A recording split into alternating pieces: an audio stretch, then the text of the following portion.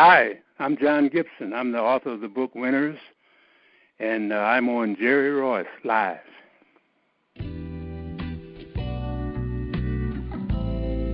Hello, and thank you for stopping by. I'm your host, Jerry-Royce, and welcome to Positive Power 21 Network, where you get your positive on. This is a worldwide podcast for growth, wealth, and success.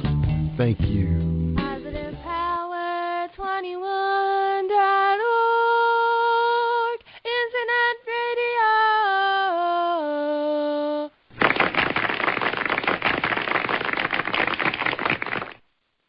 Thank you, everybody, for joining us, and welcome to Jerry-Royce Live on PositivePower21.org. I am the voice of Jerry-Royce, and when it's all positive, it's all power. That's Positive Power 21. And today's sponsors are Queens Production. They're producing a play in Baltimore, Maryland on Saturday, July 19th. Check them out. You can check out her website at Zenobia Sampson on Facebook.com. Again, that's Facebook.com, Zenobia Sampson. You can order your tickets through PayPal. And the name of that play is called Taking It Back, and that's written by Zenobia Sampson. General admission is only $15. And again, that's in Baltimore, Maryland. Also, we want to say thank you to Pamela Samuel Young, the author of Anybody's Daughter. And also, she's the author of Kinky Curly, a natural hair resource guide. She's a hair enthusiast. Pamela shares the natural hair care practices and products and online resources that took her from hair disaster to natural hair heaven. Purchase both books on her official website at PamelaSamuels-Young.com. And then we want to say thank you to author and publisher of Purple Diamond Publishing, Katira Young. She has a book out titled Shalicia, The Contract Killers. And we want to say thank you to author Nakia Robinson. She has a book called Love Will Never Do. And also we want to say thank you especially to Bunny DeBarge for coming out on our show and celebrating our 100th anniversary, 100th episode of Jerry-Royce Live. And she's the author and motivational speaker. And she has a book due out this fall called Kept Ones. She will have Volume 1 and Volume 2 coming to you soon. And also we want to say thank you to PurpleRoseHolisticHealth.com. Have you ever received good advice that you were unable to follow? Has your doctor ever recommended a lifestyle change that you found to be undetainable? Have you ever wanted something in your life but found you couldn't achieve it alone? Well, contact PurpleRoseHolisticHealth.com. They will personalize a program that will radically improve your health and happiness. So contact Valerie Moore for a free initial consultation. And also we want to say thank you to the author of Chronicles of David Hanger, which is available on Amazon.com. Go to her Facebook page. That'd be Firemouth and Fire and Ice. And they're on Facebook, so check them out. That's where all the action is, on Facebook. All right. Tonight we have a special guest. Now, he's not on Facebook yet, I don't think, but we're going to get him out there soon. We're going to read a little bit about his bio. His name is John Gipson. He's the author of Winners. This is a very special publication. This is something that all athletes need to have in their hands so they can understand what the struggles were and, why they're where they are today without the problems that these guys face. All right, Mr. Gipson biofacts is he was a member of the legendary first all-black state basketball champion in 1955 called Crispus-Attucks Tigers, and he played alongside Oscar-Robertson. And that year in 1955, they went 30-1. In the second year, he was a member of the 1956 team, and they were undefeated. And he also played with Oscar-Robertson and Coach Ray Crowell, and they went 31-0. He's a member of the Indiana Basketball Hall of Fame, 05 and 06. He was former player with the Harlem Magicians and Goose Tatum and All-Stars. I think that's what they call Goose Tatum All-Stars, okay. And that was in 61 and 62. He was featured on ESPN, TNT, Inside the NBA, CBS Sports, in numerous schools and print magazines. And again, he's the author of Winners. He's also an entrepreneur. He's operated over 3 businesses. He's been married for 50 years. Wow, that is fantastic. And he also has one son that's in the entertainment business. And he's an agent. His name is T. Julian Gipson. And also he's been hospitality industry and award recipient twice. So he has all kinds of awards. So he has the first edition that was released in 2002. Second print came out in 2012. And we're going to talk a little bit about some of the social, economic, and the sports climate back then when he was dealing with the Ku Klux Klan era, which was in the 1950s when they was really, really strong. I don't think anybody controlled those guys back then, not even the FBI. So we're going to talk about all that stuff. So, Mr. Gipson, welcome to the show, sir. How you doing? Doing fine. Thank you for having me. Oh, our pleasure. Oh, man, we so excited to talk to you, man, what was going on back there. See, we think it's hard now, man. See, you probably said this is a cupcake compared to what went on back in those eras, man. So you got that right. Yeah. You know, the state of Indiana was, that's where the head of the Ku Klux Klan, that's where he lived, you know.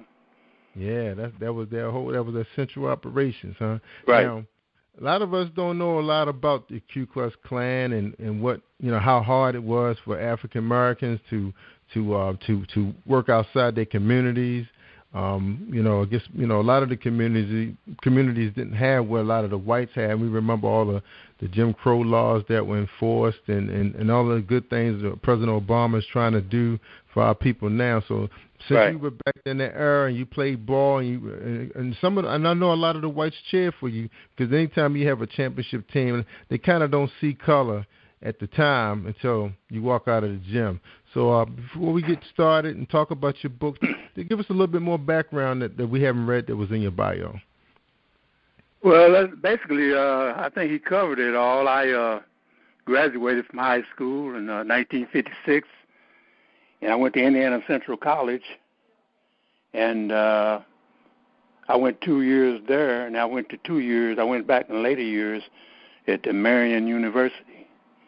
Okay. Martin University. Mm-hmm. And I used to own Gibson's General Tool Service for about 5 years, and I was down at Union Station. The city of Indianapolis had a big, thriving, it was like a big, I don't know what you would call it, a lot of clubs and restaurants and all that stuff, and I had a shoe shine parlor in there for a year. It only existed for about a year and a half, and I was there just about the whole time.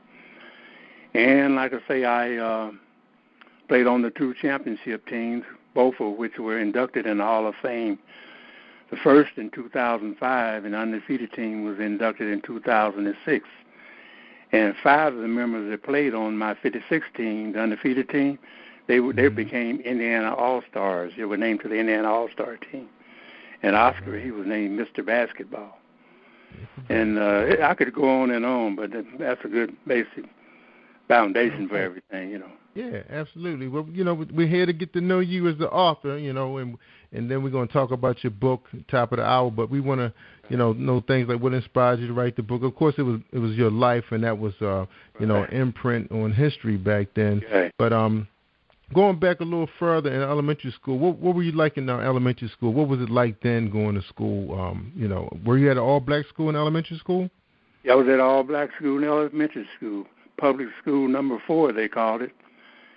And I was just another student. I wasn't a big guy coming up. In fact, I was just one of the many short people in school. You know, I did all my growing in high school after my junior year. Mm-hmm. And in grade school, I met a lot of friends, life friends. You know, we're still friends after all these years. Yeah. And I don't think any of the guys I played with came from that school. I was the only one on the teams I was on. But there were several other guys that played before me at Attucks. Mm-hmm. And I had a normal, you know, grade school thing, and I went to crispus-attucks 8th grade. Back then, you only went to the 8B in grade school. Then they sent you to another school, like a middle school, and I did what they call 8A there. And then the next semester, I went on into high school. That was 1953 as a freshman, where I played freshman basketball with Oscar, Bill Brown, Sam Milton, and Jim Ennis. We all played from freshmen on through seniors, you know. Yeah. And we had a great. So you guys grew up in the same neighborhood? Yeah, I grew up about 5 blocks apart from Oscar. No, some of them lived out east, and then some lived north. And 2 or 3 of us lived west. Oh, so they bus you guys from different areas to go to that one school? We had to walk to that school. They didn't bus us. Oh, yeah, I had to walk. The guys on the east side of town, they had to walk. So how many 4 or 5 miles? miles. About 4 or 5 miles. Wow. Yeah. Wow, that's a good distance. I was lucky. I only lived about 12 blocks away. Okay. So your parents, they were smart. They purchased their home close by the school, huh? Yeah, right. Well, we didn't. He didn't purchase it, but we lived in a little house. That's the housing. That's another story. I won't get into that. But anyway, it was 1, 2, 3 of us lived right in the same area on the west side, and Oscar lived over behind Lockfield, which was a housing project. Mm-hmm. And then one guy lived in the housing project, and then the rest of them lived out north and out east. Okay. Now, did you have any siblings growing up? I had one sister. One sister. Okay, so you didn't have no brothers to rough you up and make you a tough ball player, then, like most of those guys talk about. No, I had to go out into the neighborhood to get involved in that. So back in the 50s, is basketball what it is today? The same height, the goal, the rim, and everything the same height. Yeah, all that's basic. All that's still the same. The length of the floor, height of the basket, and the rules have changed a little bit. Not a lot, right, but they've changed a bit. Yeah. All right. So what did you do to become? What made you so good? Were you a natural athlete, or you worked at it? Because that's some of the things that we talk about with some of the young men that we're working with in the high schools. A lot of them have natural talent, but they don't do no more than what the coach is asking them to do. What's your opinion about that? Well, speaking for myself, I had a couple of natural attributes. I was tall, and I could jump. But what I did, I learned the game, went out and played the game. That's how I learned the game. And so you played a lot. All day, every day. When I wasn't working at the bowling alley or setting pins, I was playing basketball. And there was a bunch of guys that were 3 years ahead of us. The first great crispus-attucks team was in 1951, and they had 3 guys on the team that went on to be Harlem Globetrotters. Well, they went all the way to the morning game of the state finals, and that had never been done, by any of our teams here at crispus-attucks. And no city team had ever won the championship in the history of the tournament. And they did make it to the morning game, and that inspired us, man. We would have a little TV about the size of a shoebox, and Oscar's brother Billy hit a shot in the regional championship game to send them on into the finals and stuff. Last second shot, man, and that just kicked everything off, man. Wow. So his brother was a ball player too, then.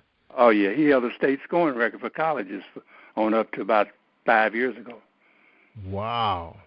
He went to Indiana Central College where I went. He's in the Hall of Fame out there. He was a former Harlem Globetrotter, and he played with He was with Syracuse Nationals for a minute there, and he didn't. He got cut. He didn't go all the way.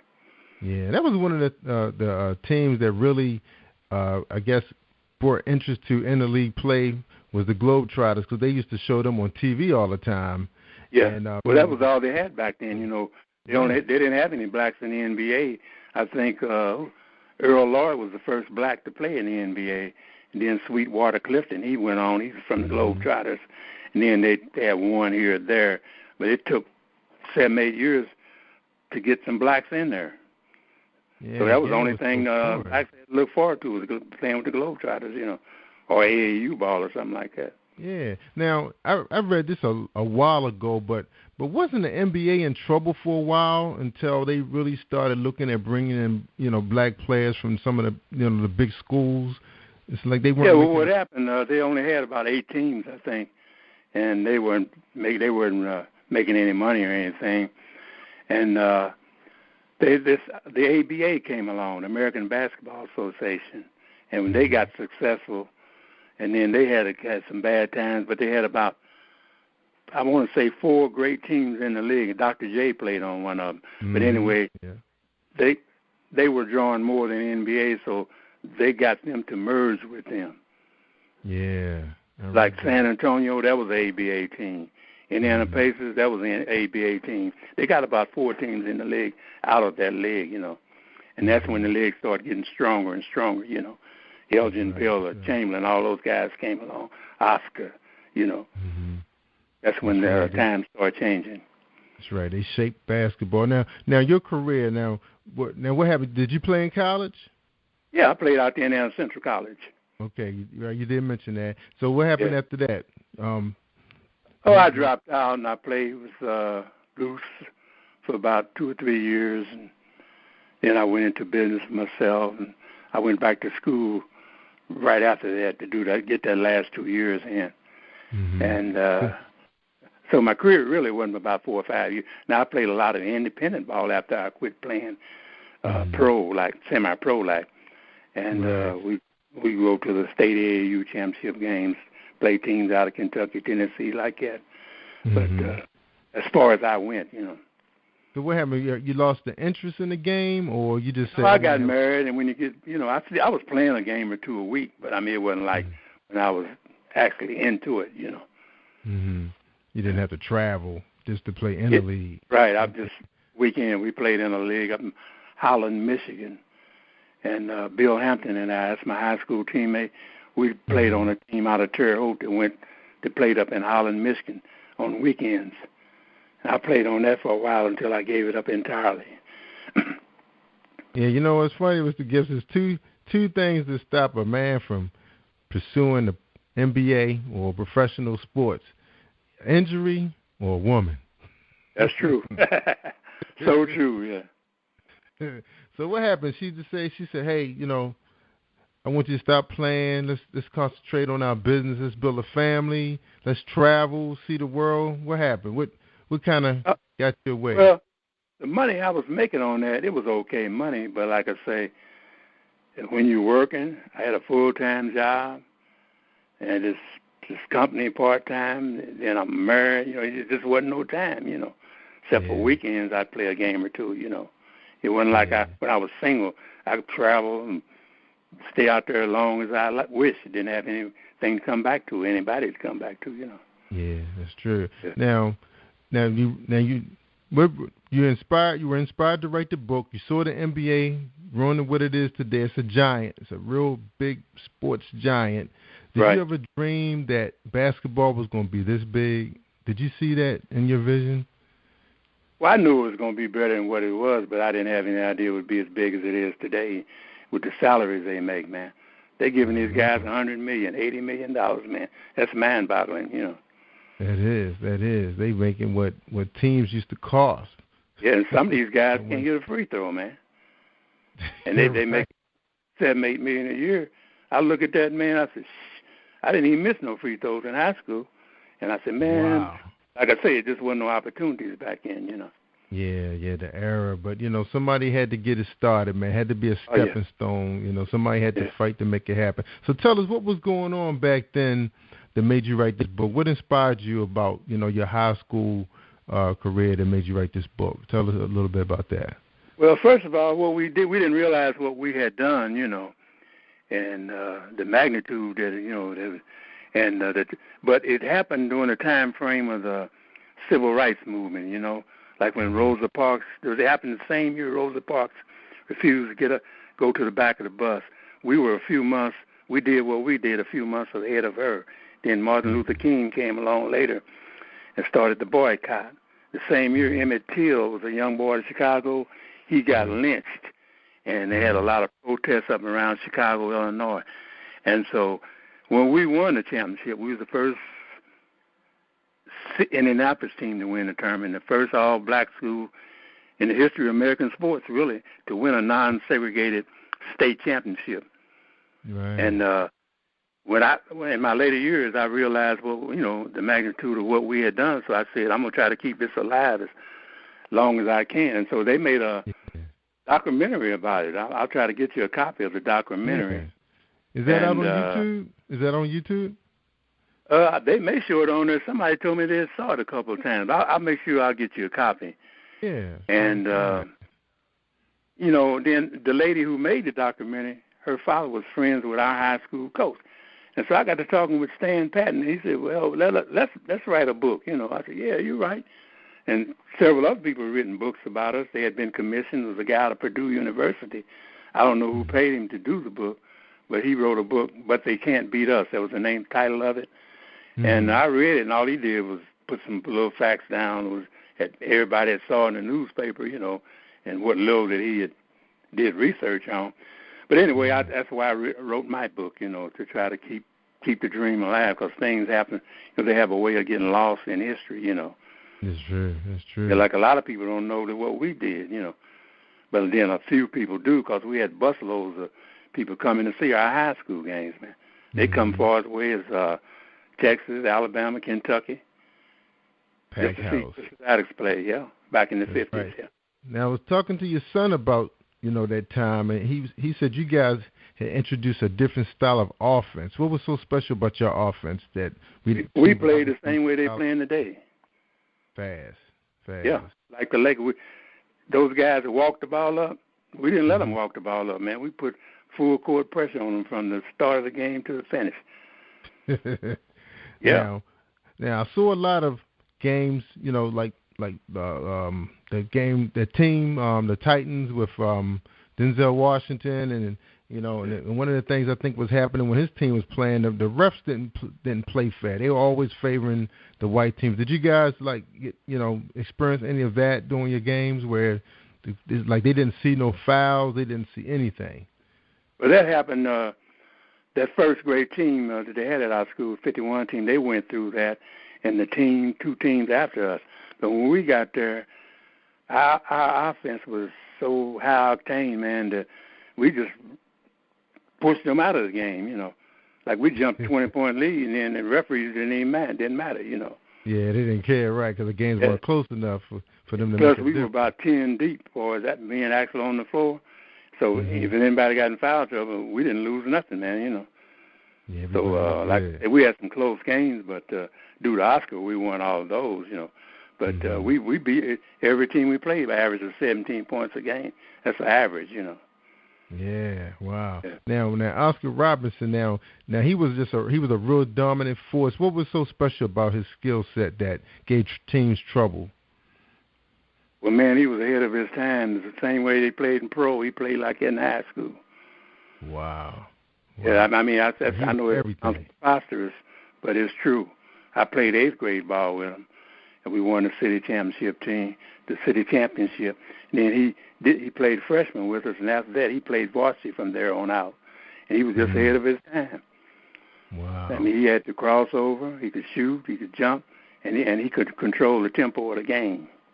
The way Magic and all them guys do, he was doing that back then, Wow. So he was. And then he was threatened, and when he was a junior, he had death threats, man, to not play in a tournament game, And they had the FBI and everybody all throughout the crowd and stuff. They threatened him, another guy on our team, and then a couple guys on the team we were going to play, But nothing ever came of it, Yeah, he just ignored that kind of stuff. Yeah, he was kind of leery of it, but they told him, don't worry, they had everything under control, Yeah. Now, a guy like him had a brother that was really gifted. Now, do you think because his brother was so good and he played with him all the time, that kind of really helped him hone in his skills? So when he went out there to play, it was like there was no competition, even 3-on-1? Yeah, now, he had, by his brother playing ahead of us, he had a chance to play with all those great guys that played before us, whereas me and the other guys, we had to just wait our turn, play with the guys that we played with, and wait to get to play with those guys. And he held his own with those guys when he was a sophomore, a freshman, on outdoor courts. And then that's how he honed his game, And they recognized how good he was, man, because they asked him one time, said, Oscar, why didn't you take your shot? He said, you had a better one. He passed the ball up to the man who had a better shot. And they said they knew that's why he was going to be good, That's right. He wasn't selfish with the ball. He wasn't a ball hog.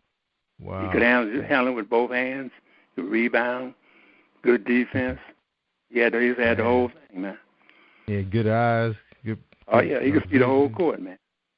Court. Now, was he a good guy that could help coach? Did he coach the floor while he was playing? Oh, yeah. The coach didn't have to do anything, really. I mean, if you were lacking somewhere, Like if you came in the game, he'd get you the ball, let you feel the ball, or get you a shot or something to get you in the flow of the game. Wow. If you were lacking on something, he'd say, hey, man, you got to pick up your rebounding now. That man's beating you. Just like that. He ran things on the floor. I'll put it like that. Yeah. He can see everything. Wow, right. incredible player. Wow. I'll tell you why, because we were playing in the semi-state. That's the third portion of the tournament. If you win that, you go to the finals. But we were playing in the championship game of the semi-state, and we were ahead by 1 point. And this other team had the ball, and it was about 5 seconds to go. Well, this little guard, he was about 5'7". He went down to the other end of the court where his basket was and just kneeled down in the corner. And nobody else saw him. Oscar did. So he stayed at half court. And when they threw the ball down, he just ran over, jumped up and caught the ball, sealed the game for us. Don't be for that, I wouldn't be talking to you today probably. Yeah. Wow. Yeah. Yeah, smart guy. All right, now we're moving to the top of the hour. We're ready to get into the real juicy part of the book. Now, have you been doing appearances, book signings, things like that, getting the word out about your book in the good state of Indiana? Oh, yeah, I've had several book signings. And matter of fact, the Crispus-Attucks Museum had a book signing about 3 months ago, and it was about 8 different authors. They weren't all sports authors, alumni of the school and just people in the community that were selling their book. And I've had my own personal book signings. I had shopping malls, schools. I speak at schools on called the Crispus-Attucks Experience. And I go to grade schools and just high school venues and do speeches, mostly motivational. And I tell them about our trials and tribulations and all that. Yeah, they need to hear that. A lot of that, Yeah, what's some of the biggest questions that young people are asking you when you go out there to talk to especially the athletes? Well, they ask me when I tell them how we travel. Well, first of all, we didn't have a gym to play games in, so we had to play at other schools or either play out the Hinkle Fieldhouse. That's a college here in the city called Butler University. I know you've heard of them. They went to the NCAA finals a couple times. Right. But anyway, that's where we played. That's where the state tournament was held. Plus, we had some of our regular season games there because we drew 10,000, 12,000 crowds, and the high school gyms couldn't hold our crowds, Yeah, wow. So how you guys practice? We had a little old practice gym. It wasn't big. It wasn't even regulation, I don't think, boys' length and width and all that. It was just something to practice, And these kids would ask, why didn't we have a gym? And I tell them that the school system didn't think that we warranted having a gym, like other schools. And it asked, when I told them that we had to travel and we couldn't stop and eat most of the time in restaurants, they wouldn't take us. We had to just ride all the way back home unless we carried a sandwich in a bag with us or something, Couldn't stop and use the restroom and service stations, And then one time they told them, look, if we can't use the restroom in here, we're not buying no gas. And the guy changed his tune, They let the little school bus we traveled on, they let him fill that up, and then he let us use the restroom like that. And they'd ask stuff like that. A lot of stuff I didn't want to tell them. But when I showed the documentary, which is called Something to Cheer About, they did on us, where when it first starts, there's a black person hanging in effigy. It's a human body, and I didn't think the kid had saw it, but the kid about 80 years old said, Mr. Gipson, said, what was that hanging up there? I said, son, you have a grandmother, grandfather you close with? And they said, yeah. I said, you go home and ask them what they were. I didn't want to tell them that they were hanging blacks back then. These are grade school kids, Right. Had it been high school, I would have went on and told them. I didn't want to, mess their mind up with something they didn't know nothing about, Yeah. Oh man! Well, sure. If they take a trip to the Great Blacks Museum in Baltimore, they have photographs down there showing the actual, after the body was caught on fire. Yeah, whiplashes, and I've seen them. Yes. Wow. Now, Mr. Gipson, you got a chance to grow up. You were a young guy during Martin Luther King era. What did it mean to you to see a guy like that be so vocal? I mean, what did you see coming? I mean, what were you feeling in your heart when all this was going down? Well, I was hoping. I didn't know if it was going to be successful, but I was hoping like mad it was, because we did all we could do as far as to help the the movement and all that. But it was something. It was something out of the norm, man. Anybody wouldn't have taken that over, because I had a feeling he was going to get assassinated, or at least an attempt on his life, because it became a national thing. It wasn't like a local thing. This was nationwide, man. Yeah. So I knew it was big, And like you said, you guys were part of the movement because you were helping the community to see past color, because you were winning. It made people feel good when part of them are winning. W's mean a lot in sports even today, and even music. Music's supposed to bring people together. Between the two, sports and music, they bring people together, and you kind of see past the things that they were taught, the negative side. Now, when you were growing up in your community, I know you didn't have a chance to really interact with a lot of whites, but did you see some whites look like they wanted to change their tune, the way they were brought up? Well, the guys we played ball with, man, I can honestly say this, we never had no problems with them. It was always the people, the older white people in the, on the streets and in the communities, like. And during summer tournaments, outdoor tournaments, a lot of those white guys, not a lot of them, but a few of them would come and play on teams that we were played on. They'd come play with us, man. And when we first won the tournament in '55, they only had about 7 or 8 schools here in the city and county combined. I'd say 10. They all sent a cheerleader to help represent us in the state. State. That had never been happening. It hasn't happened since. Yeah, that's incredible. That would make a very enlightening movie, to see that, because a lot of the movies that you do see, I mean, it took a long time in the movie for even the whites and the coaches and the blacks to come together. Like I remember the Titans. It took a while. I think the movie was almost halfway over before they started gelling. Yeah. But you guys didn't see that kind of trouble, right? It wasn't like that. We've been thinking somebody would do a movie about our thing, but nobody's done it. I don't know why. I know people know about it, because I was talking to Mike Krzyzewski, the coach of Duke, when I met him downtown, and he was saying that he knew about Attucks and all that, and so he knew a lot of the black players. He knew about Oscar and knew black coaches. So it's a thing where coaches and things interact. I mean, I think it's the people more so than the athletes and the coaches, Yeah, it's true. So what you think it would take to get this movie to the big silver screen? Well, I don't know. I got all the personal and statistics. I got pictures. I got it all right here, Right. And it's about 7 of us left off those championship teams. Because there was another team that won the championship 4 years after we graduated at Attucks, and they had a few of their guys are still living.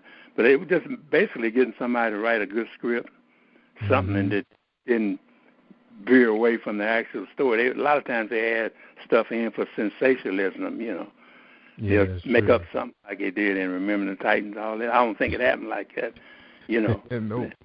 Probably didn't, but I mean, you find a lot of these movies like that where they have that, that special storyline, a tearjerker, But it was, I could find somebody to write a script and get together with some guys and put a good script together. Then I believe they could get sponsors, man. When they find out what it's all about, Because a lot of people, I'm sure, would want to know what's happening. Like when they read my book, they said a friend of my wife's bought a book.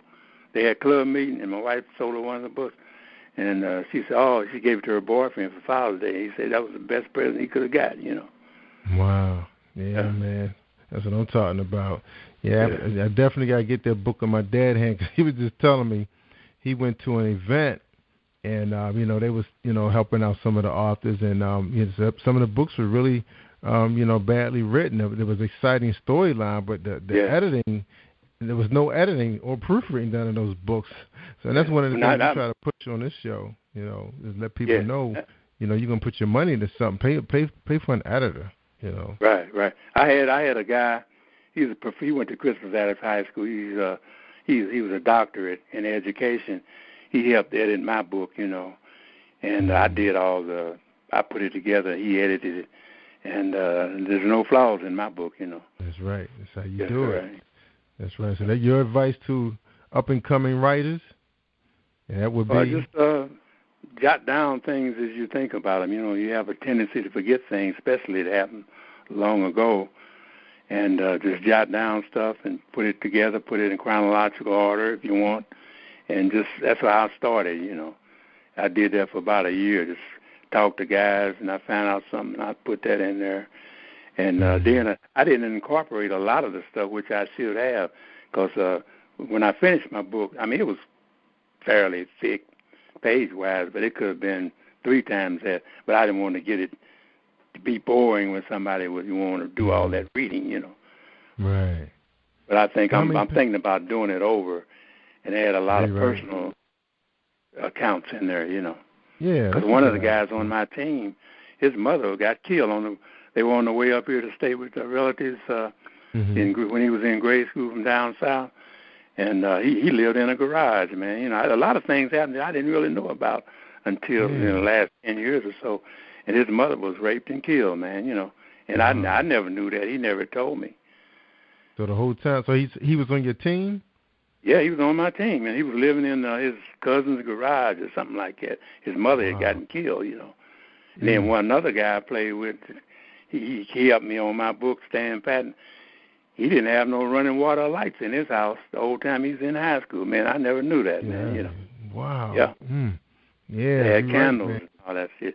And we would go to school. We were so large to those little number 10 tubs. I don't know if you heard of them. That's what kids took a bath in back in the day. But, hell, I couldn't get both my feet in there. So we'd go to school early or either take a first period gym class or either just go to school early, take a shower, and then go and start school, That's what we do. So how tall are you, Mr. Gipson? 6'5". Oh, you 6'5". Wow. Yeah. So you were what, a power forward or Yeah, I was a forward, yeah. Yeah, I know now.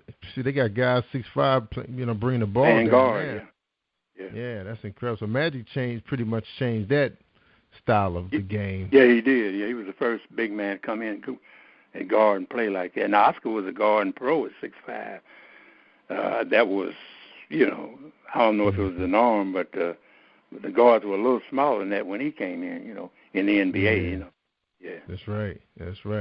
Yeah, because I know Allen Iverson, I think he was just barely, 6'1", 6 foot even? Yeah.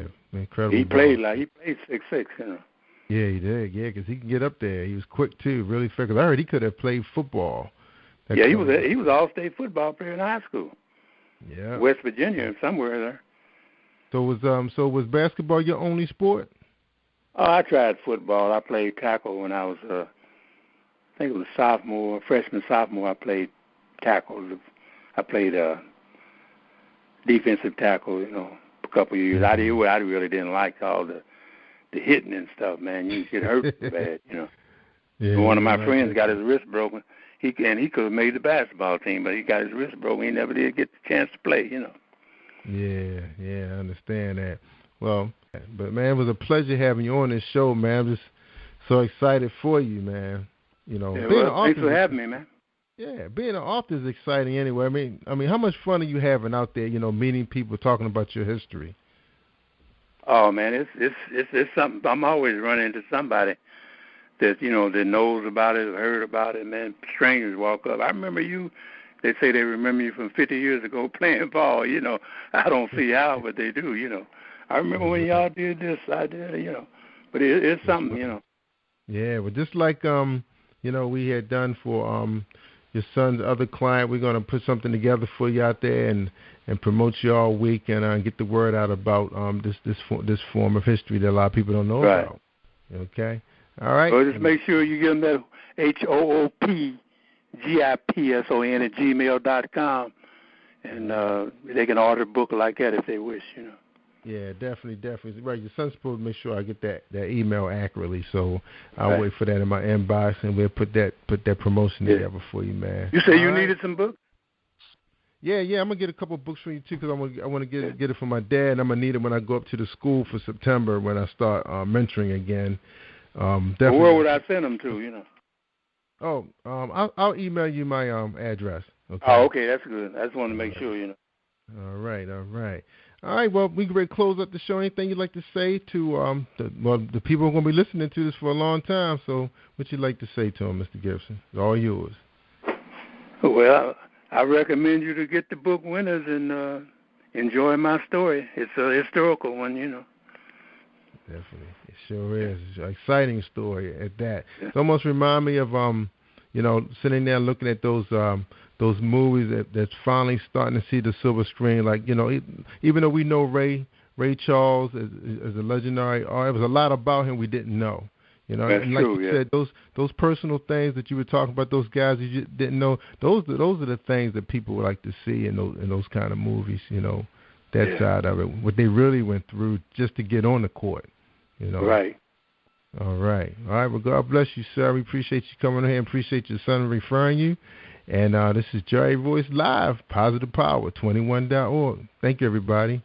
And share. Pass the word. Thank you for tuning in to the Positive Power 21 Network.